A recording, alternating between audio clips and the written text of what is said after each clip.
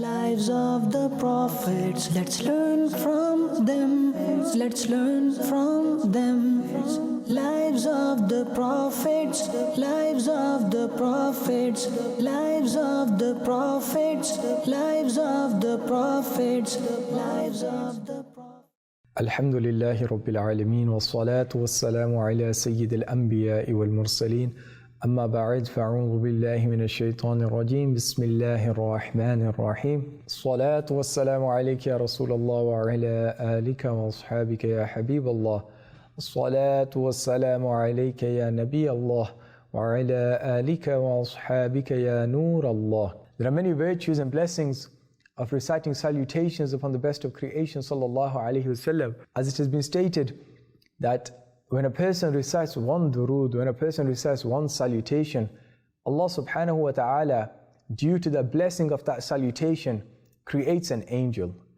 And this angel is so big that it has 70,000 wings. And upon each wing there are 70,000 feathers.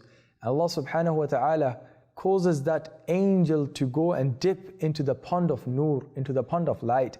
And when he comes out and the droplets which fall from his feathers, Allah subhanahu wa ta'ala creates angels from those as well. And those angels do istighfar for that individual who recites the durood. Subhanallah Azza wa Jal. Such a beautiful and immense reward for the reciter of durood, that the angels, they do istighfar for that individual. Sallu ala al-Habib sallallahu ta'ala ala Muhammad sallallahu alayhi wa sallam. Welcome back to the program Lives of the Prophets, Life of the Anbiya alayhim wassalatu wassalam, in which we talk about the lives of the Prophets, in which we talk about those affairs which strengthen our Iman, which talk about those things which shaken our Iman because of the torment that the nations went through. And carrying on with the series, we have covered Sayyidina Adam alayhi salam, we have covered Sayyidina Sheeth, we have covered Sayyidina Ismail, we have covered Sayyidina Ishaq, we have covered Sayyidina Ibrahim, we have covered Sayyidina Idris, we have covered Sayyidina Yaqub, we have covered Sayyidina Ayyub, we have covered Sayyidina Yusuf. So like this, we've covered a lot of prophets, alhamdulillah. And today, we're going to talk about two prophets, because one prophet we do not have a lot of information upon, but because he has been mentioned as a prophet, we will still mention him to gain blessings, and then we will move on to the other prophet. So the first prophet that we're going to talk about today is Sayyidina Dhul Kifl alayhi salatu wassalam. In the Quran, we do not find anything on Prophet Dhul Kifl alayhi salam apart from his name and a brief mention of his attributes. Similarly, there are no reports in hadith that speak of him. But because Sayyidina Dhul Kifl alayhi salatu wassalam has been mentioned in Surah Al-Anbiya and Surah Al-Sad, and Allah Ta'ala tells us that he is from the chosen people, he is a prophet, that's why he has been mentioned into this.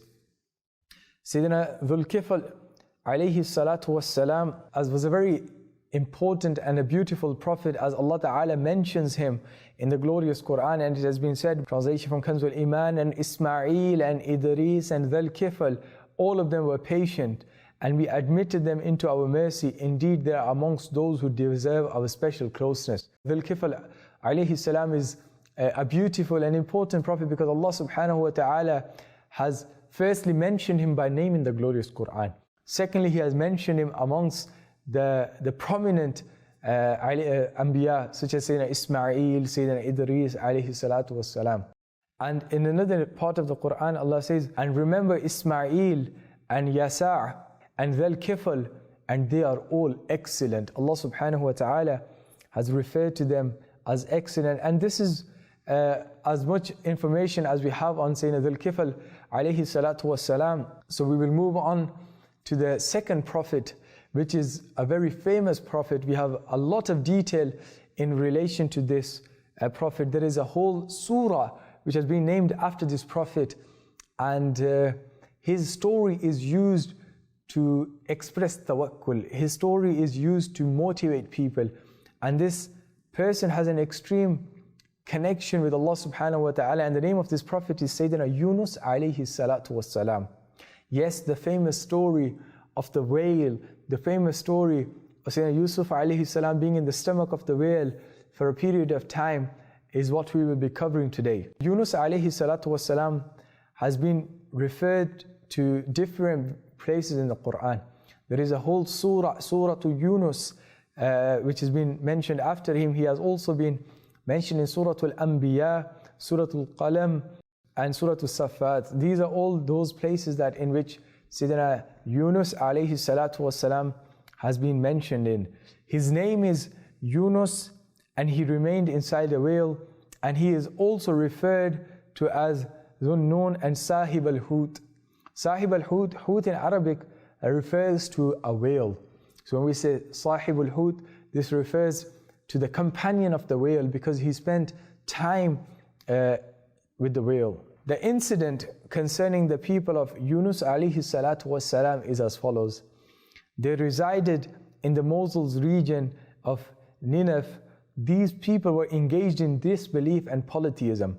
Allah subhanahu wa ta'ala sent Sayyidina Yunus alayhi salatu wasalam to them as a messenger who commanded them to stop their wrongdoings, who commanded them to follow oneness of Allah, who commanded them to worship Allah subhanahu wa ta'ala.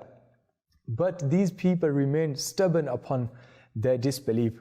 When these people remained stubborn upon their disbelief and did not tread the correct path, despite all the efforts of Yunus alayhi salam, Sayyidina Yunus alayhi salatu wasalam supplicated to his Rabb. He supplicated to his Lord. He says, "Oh Allah, the people are determined in rejecting me, therefore send down your punishment." So Sayyidina Yunus alayhi salatu wasalam, after observing the great length that these people were willing to go to disrespect and disobey Allah and not believe in Allah, Sayyidina Yunus alayhi salam raised his hands in the court of Allah and he made dua to Allah that, "Ya Allah, send your torment upon these people." In response, he was told, "Inform them, a punishment will strike them in the morning after 3 days." Accordingly, Sayyidina Yunus alayhi salatu wasalam informed them of this imminent punishment. Upon being informed of the punishment arriving, the people said that Yunus alayhi salatu wasalam has never said anything false. He has never said anything wrong. He's never been a liar. So now look, if he stays here today, then there is no danger. Because Yunus alayhi salam stays alongside them, then the azab, the punishment will not come. And if he does not spend the night here, the people were saying that if he does not spend the night here, then know that the punishment will arrive. At the fall of night, Sayyidina Yunus alayhi salatu wasalam departed from there. Signs of punishment, signs of azab, they started to appear. A terrifying dark cloud was in the sky, and a lot of smoke had gathered which engulfed the entire city. When the people saw this, the people became certain that the divine punishment of Allah subhanahu wa ta'ala is about to fall upon them. So they searched for Sayyidina Yunus alayhi salatu wasalam, but they could not find Sayyidina Yunus alayhi salatu wasalam. So the fear started to engulf their hearts, the fear started to grow in their hearts. So because they couldn't find Sayyidina Yunus alayhi salatu wasalam, what they decided to do was, they all decided to go to the forest, and there they started to plead and beg and cry to Allah Ta'ala that, "Ya Allah, we made a mistake, that Ya Allah, we wronged ourselves, that Ya Allah, forgive us, we want to come upon the straight path." They started mentioning all of this, and they started to repent in the court of Allah Ta'ala, and Allah Subhanahu wa Ta'ala accepted their forgiveness, and the signs of azab, the signs of torment, they were turned away from them. Subhanallah.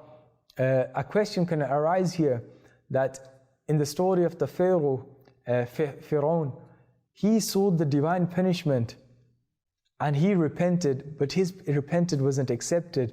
But these people, the same thing happened to them, but why was their repentance accepted? And the reason for their repentance being accepted is because these guys had only seen the signs of punishment, whereas with Pharaoh, he had actually seen the punishment in front of him. So those people who only see the sign and repent, their repentance is still accepted. And there is a great lesson for us here as well, that the doors of repentance, that the doors of mercy, that the doors of Allah subhanahu wa ta'ala's ni'mat are open until the last moment. Until the very last moment where a person wants to turn back to Allah subhanahu wa ta'ala, where a person wants to speak to Allah subhanahu wa ta'ala, where a person wants to seek forgiveness, Allah subhanahu wa ta'ala is willing to forgive that individual as long as he is alive. And this is one of the ni'mas which has been given to the ummah of the Messenger of Allah sallallahu alaihi wasallam, that until their last breath, until they have some sort of life in them, if they repent and come back to Allah, Allah subhanahu wa ta'ala will forgive them. The hadith which is mentioned, the Prophet ﷺ said that a person who has even the weight of the atom of the mustard seed in his heart, he will enter paradise. And a person who has the weight of a mustard seed of arrogance will not enter paradise. So the bounties of Allah subhanahu wa ta'ala, the ni'mats of Allah subhanahu wa ta'ala are upon us. Imam Fakhruddin Razi rahmatullah alayh goes on to write that because the punishment did not come down and Sayyidina Yunus alayhi salatu wasalam was not aware of this, he left the city and he migrated. He went to the boat. And the reason for this is because Sayyidina Yunus alayhi salatu wasalam thought to himself that the signs of punishment came, but the punishment never came. This means that those people are going to consider me to be a liar and they're going to murder me and they're going to kill me. So Sayyidina Yunus alayhi salatu wasalam, he left, he came to the shore and he mounted a boat. But the reason he did this was to escape death, but he had not waited for the command of Allah subhanahu wa ta'ala. Allah subhanahu wa ta'ala had not yet commanded him to leave the city. So he comes upon the boat and the boat goes, and then suddenly in the middle of nowhere, the boat stops. When the boat stops, the people, they had this theory that if there was a runaway slave upon this boat, then the boat would not go and it would destroy everything.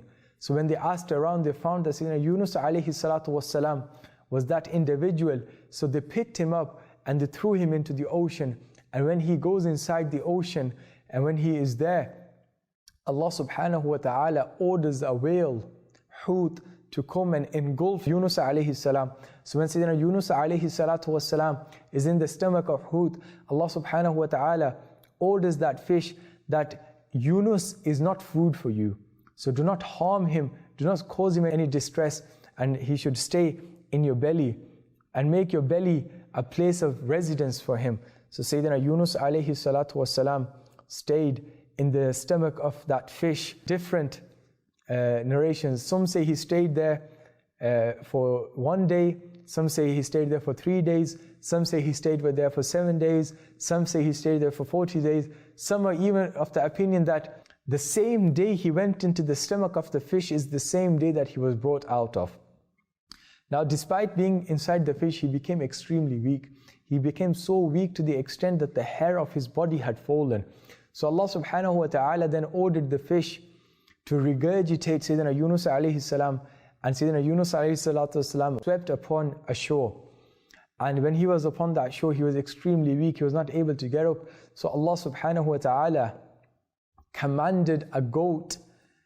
Now imagine you're on an island, there's nothing there, and Allah ta'ala commands a goat to come, and this female goat would come and it would give its milk to Yunus alayhi salam, and it would feed Yunus alayhi salatu wasalam so much to the extent that the hair on his body started to grow.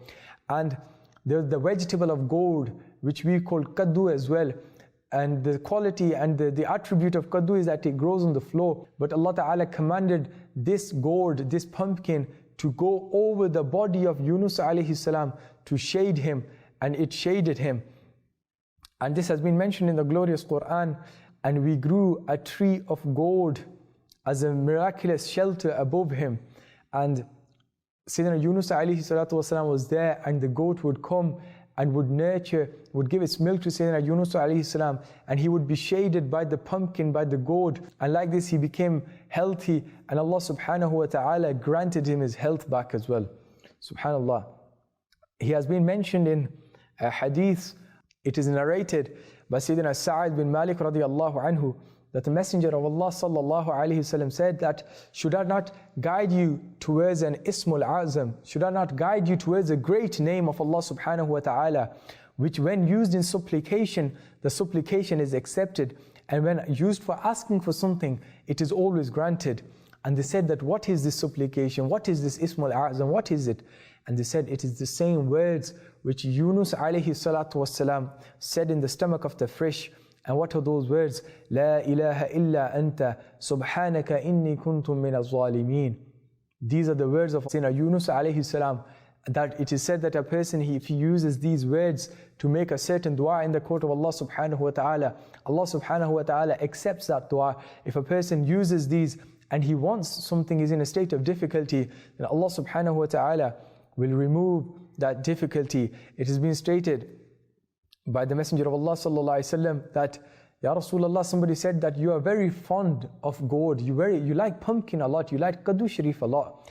And the Prophet sallallahu alaihi wasallam replied, yes, it is the tree of my brother Yunus.